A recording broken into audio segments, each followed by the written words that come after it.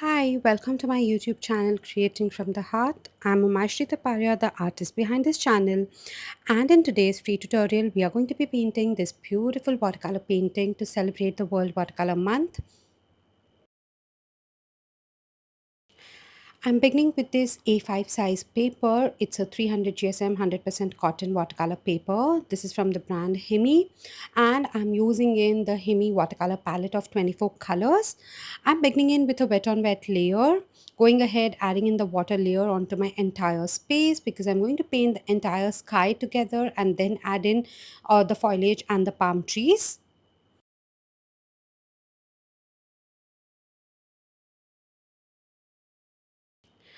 For me, this World Watercolor Month, it's all about learning and experimenting with new techniques, new ways, letting go of fear and perfection. So I'm just going to go ahead and, keep on playing in with the colors and different techniques and experiments. And I'll be sharing my journey here with you and try to learn new things. So sometimes it's going to be failures and sometimes it's going to be big wins, but I'm going to keep it all raw and real here and share it with you. I'm beginning in with the sky blue color into the sky, going ahead with a darker tone now at the top. It's going to be a beautiful pastel and dreamy kind of a sky that I'm going to be adding in.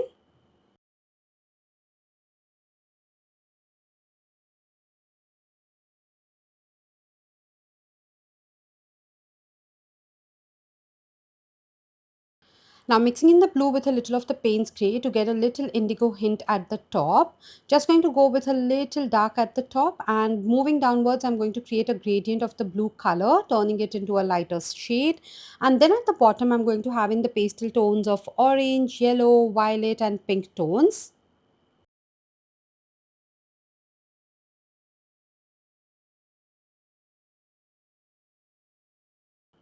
So you see for the gradient, I added in a lot of blue at the top and creating in that beautiful gradient glow from top to bottom, moving in, creating in the dark to light transition and making sure that it's all even. So just tilted the paper a bit so that the paints flow towards the bottom side, creating in that beautiful glow.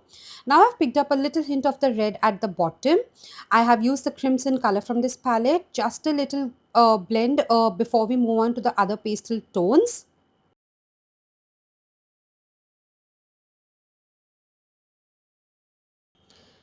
Now I'm going to pick up the orange color and blend it in with a little bit of white to create a beautiful pastel orange color. And using that, I'm going to begin adding in details closer to this red and blue that we've already added.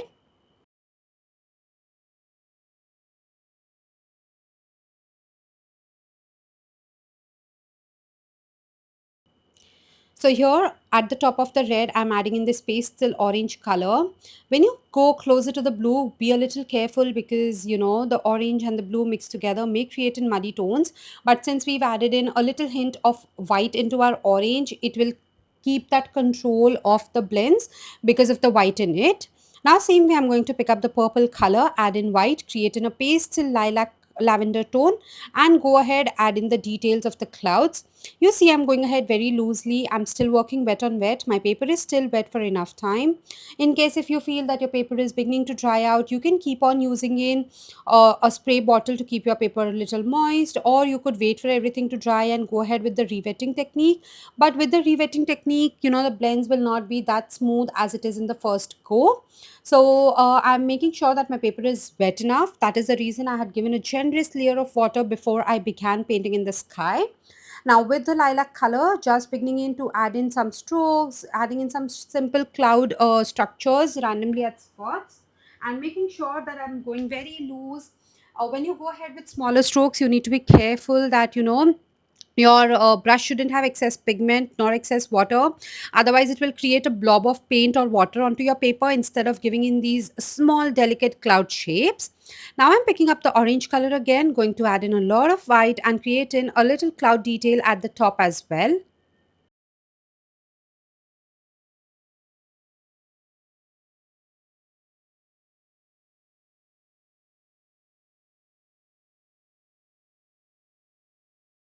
So you see how on top of blue, using in this pastel peach color, almost like a skin tone, that I'm adding in some cloud details.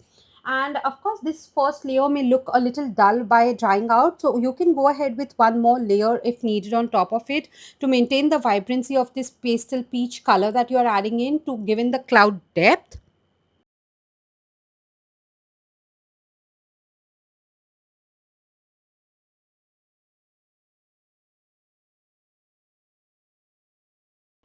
Now, in between the violet clouds here as well, I'm going to add in little of these orange cloud details, and then again go ahead with little more of the violet to create more depth and blend out here.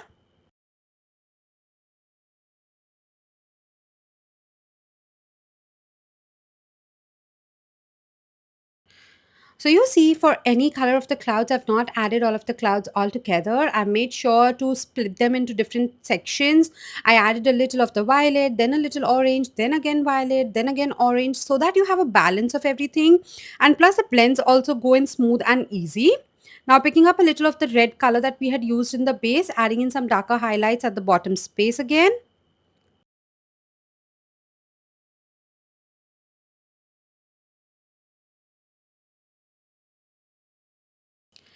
Now, you may be wondering for this project, what is my learning perspective that I'm going ahead with? One, painting in loose, using in different color combinations like the orange, purple, and the blue, because orange meeting with purple and blue is always about to create in very weird, muddy colors.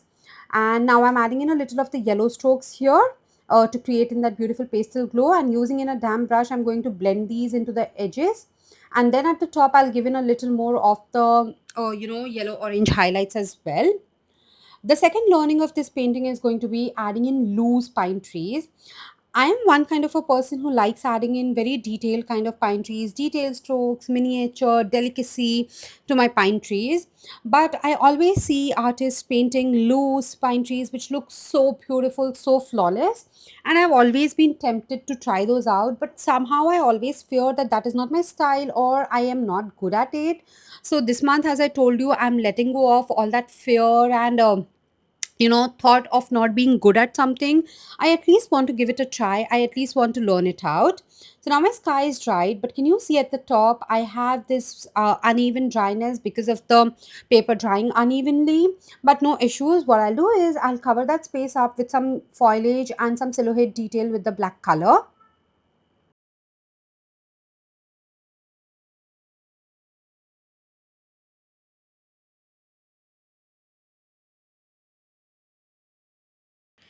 So just going ahead with some simple black foliage. First, I'm just going ahead with the random foliage, and then I'll just add in some detailed branches.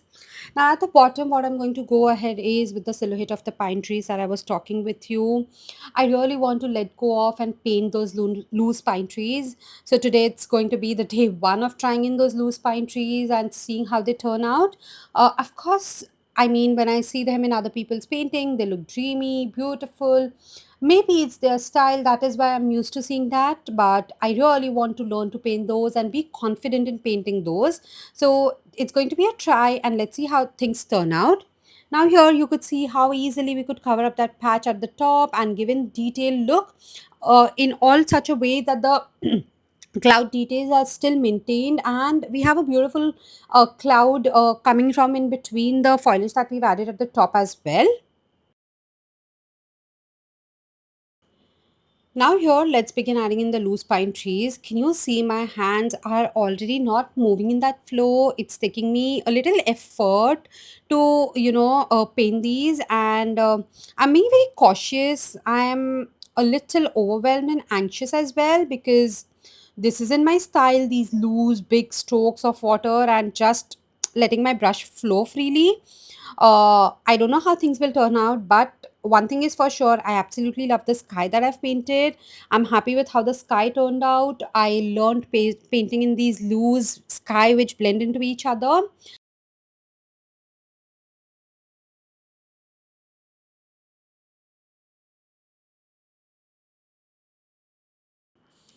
So I'm just going ahead, adding in these details here, and I'm just going to go ahead with a few more pine trees at the bottom space, not going to cover the entire area.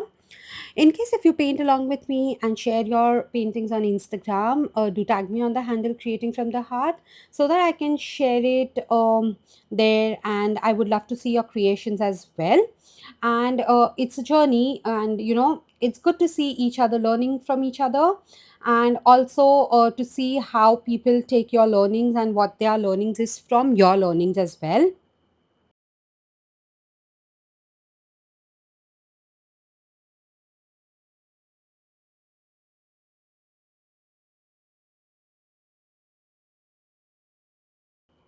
So one of the pine trees here, you see, I've added in a very dense kind of a detail and just very limited foliage. Now in between, just going to pull out some more loose pine trees like these.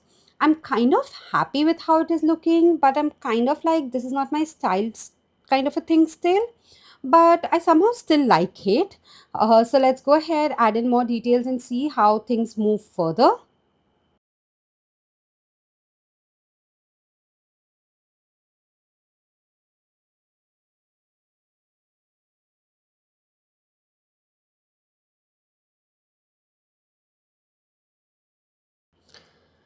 So I've just given a little more darker depth to certain foliage on the rightmost side wherever I felt the need to. Now I'm just going to go ahead, add in some bird silhouette and some detail at the top foliage, and we'll be ready with this watercolor painting.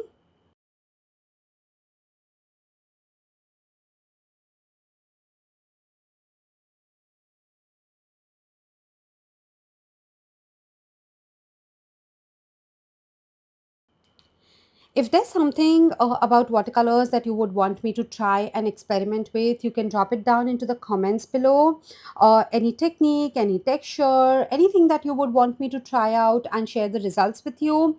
I'm up for it because this entire month I'm dedicating to watercolors, just going to be practicing new things, trying out new techniques, letting go of that fear, and learning from different perspectives of different artists as to how things can still be done differently.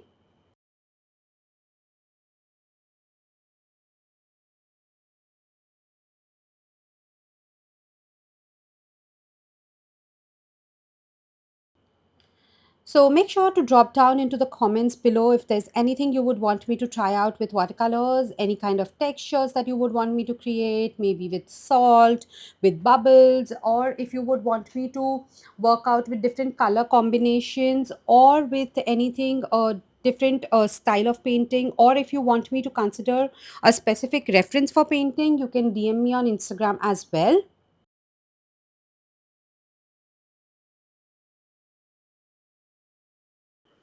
Now at the top here, I'm adding in some detailed branches and leaves, as you can see, using in a detailer brush.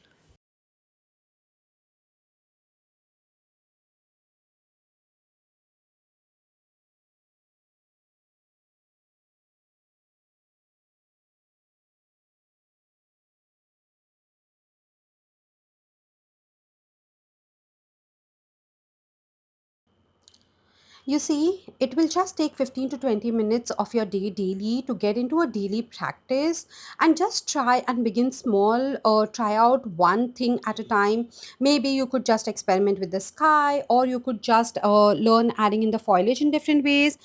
Just beginning to experiment with small things one at a time.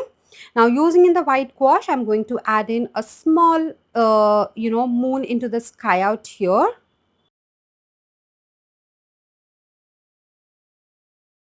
And now lastly, using in the detailer brush, I'm going to add in some bird silhouettes into the sky as well. I'm really happy with how this painting turned out. It started with a lot of fear and how things will turn out. But when everything has come together, I'm kind of liking it. I am going to give these loose pine trees some more try in the coming days as well, to build up that style, to build in that confidence while painting these and let go of the brush fear. So let's see how things unfold in the future days. So I hope you give this a try as well, and drop in the comments if you want me to try out anything. And just like that, we are ready with this beautiful painting for today.